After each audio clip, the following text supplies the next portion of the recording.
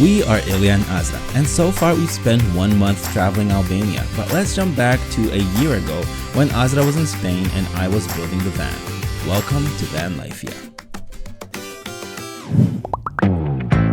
Amazing news, we picked up the wood today.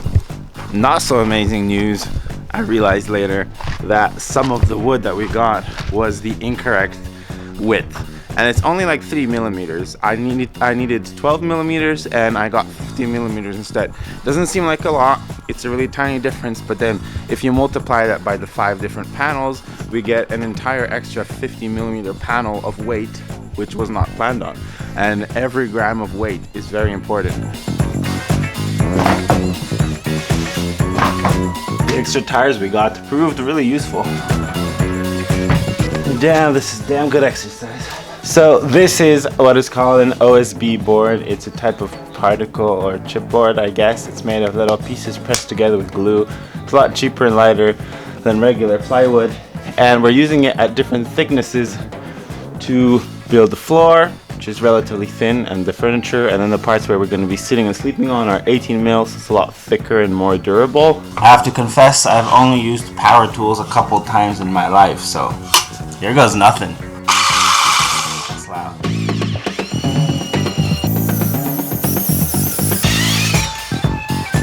Now just to see if it fits. It fits! Awesome! Ah, we're getting a floor! We're getting a floor! Oh. So next up, we varnish all these surfaces.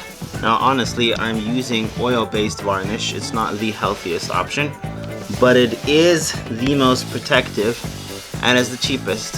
So we'll be using this for all the subflooring and all the parts of the van which aren't directly exposed, so hopefully it's not gonna be too bad.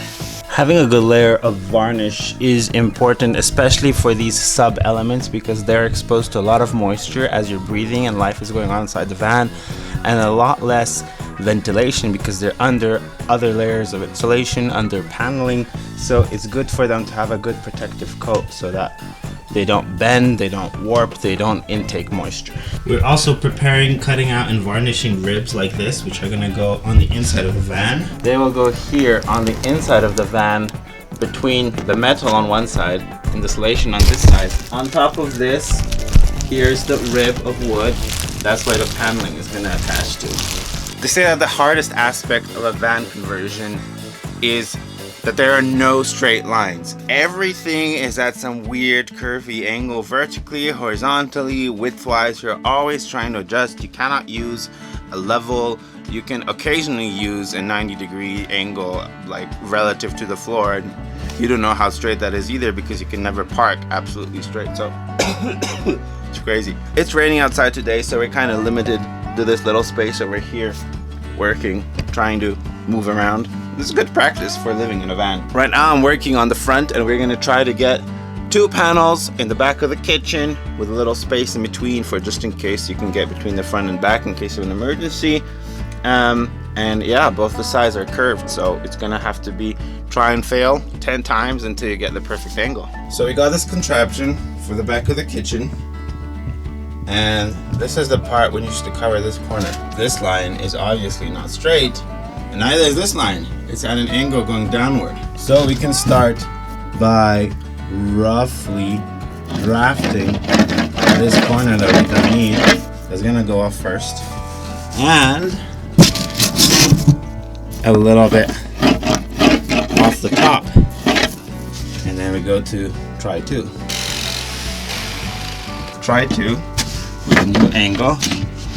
And see, fits a lot more snug. Just a couple millimeters left.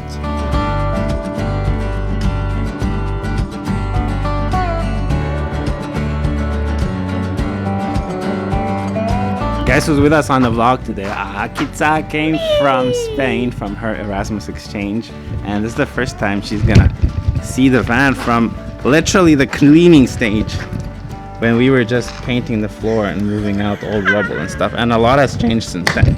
Open a van.